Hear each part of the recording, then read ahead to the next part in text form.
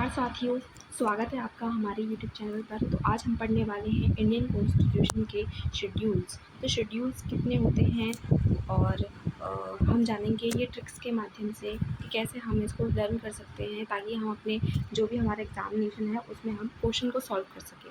तो शेड्यूल की बात करें और जो कि इंडियन कॉन्स्टिट्यूशन के पार्ट हैं, कॉम्प्रहेंसिव स्टडी करेंगे, उसके नोट्स को रिविजन करेंगे, इंडियन पॉलिटी के इस कॉन्सेप्ट्स को।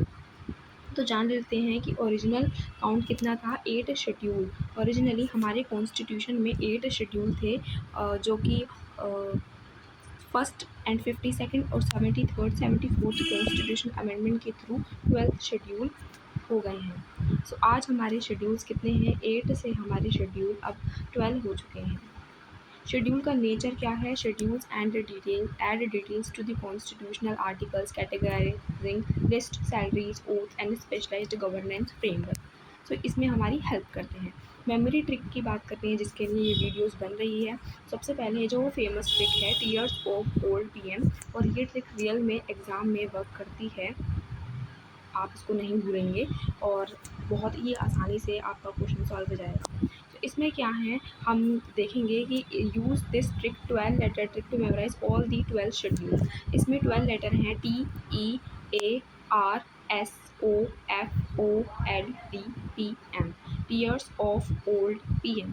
तो सबसे पहले है टी से टेरिटरीज, ई से एमेंडमेंट्स, ए से अफर्मेशन, आर से राज्यसभा, एस से शेड्यूल एरियाज, ओ से अदर ट्राइबल एरियाज, एफ से फेडरल लिस्ट, ओ से ऑफिशियल लैंग्वेज, एल से लैंड फॉर्म्स, डी से डिफेक्शन, पी से पंचायत एंड एम से म्यूनसिपैलिटी।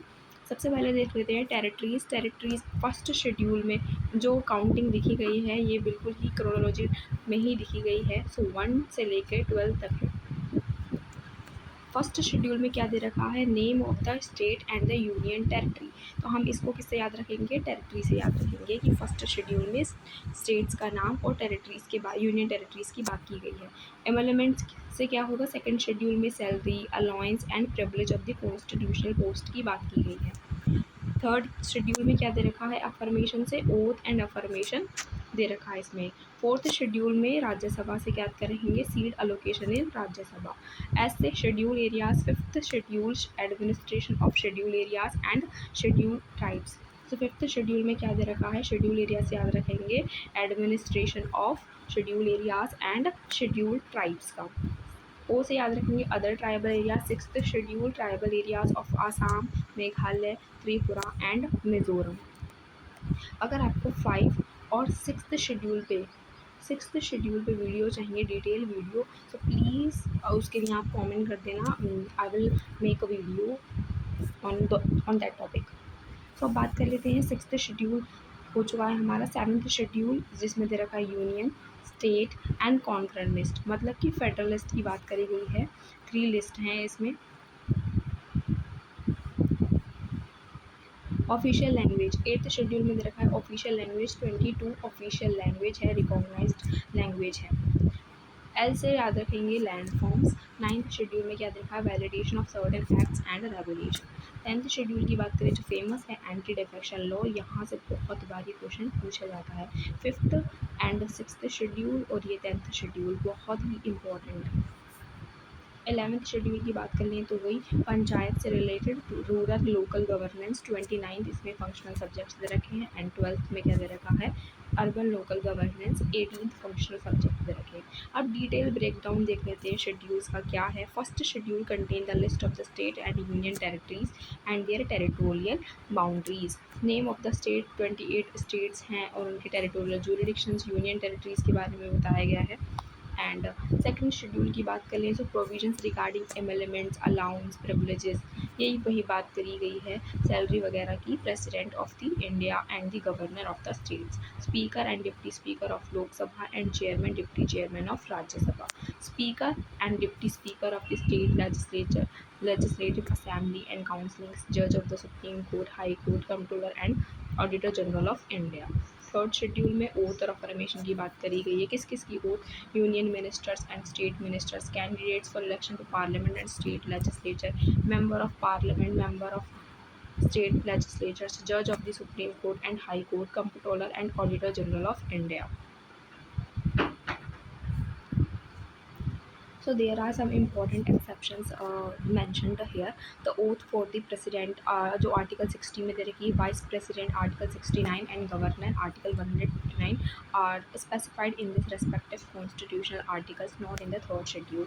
तो यहाँ से क्वेश्चन पूछा जाता है कि किस और कौन से जो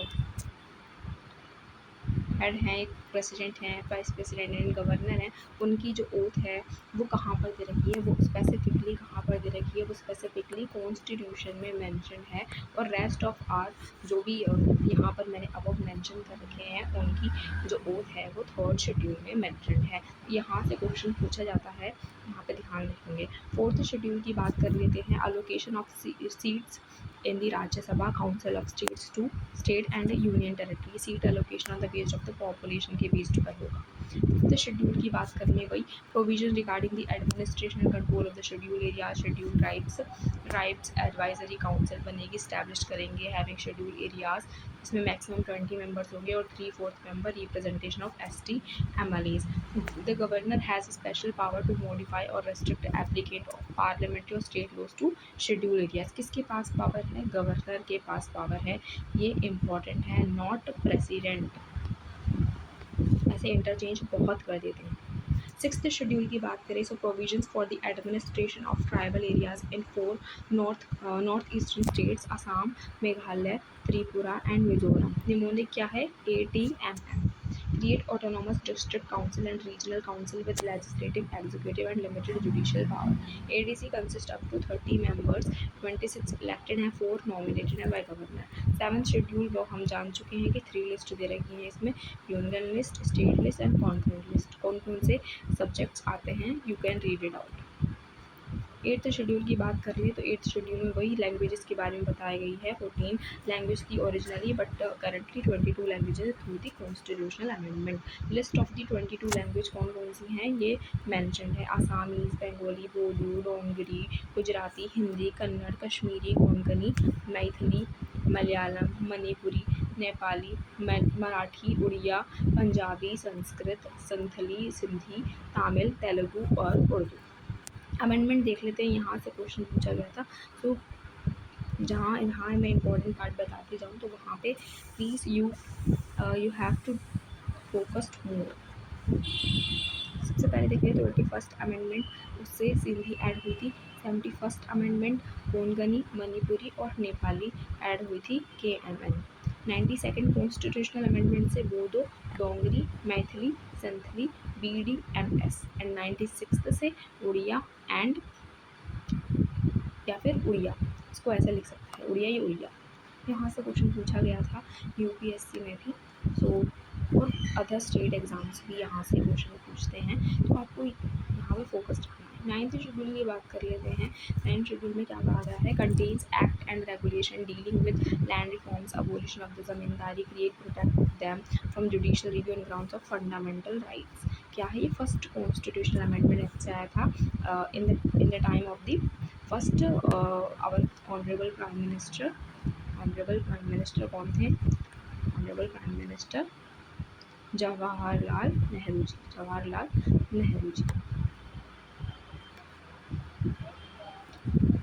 Added by first constitutional amendment in 1951, Pandit Jawaharlal Nehru ji, IR Govilo case, Supreme Court ruled that laws placed in the 9th schedule after 24th 1943, वही केशवानंद भारती वाला केस हुआ था, are open to judicial review if they violate the basic structure of the constitution।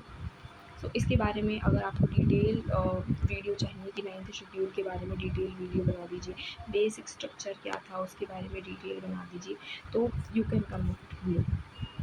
Next 10th schedule 52nd constitutional amendment 1985 से add किया गया था, जिसको हम एंटी डिफेक्शन लॉ भी बोलते हैं।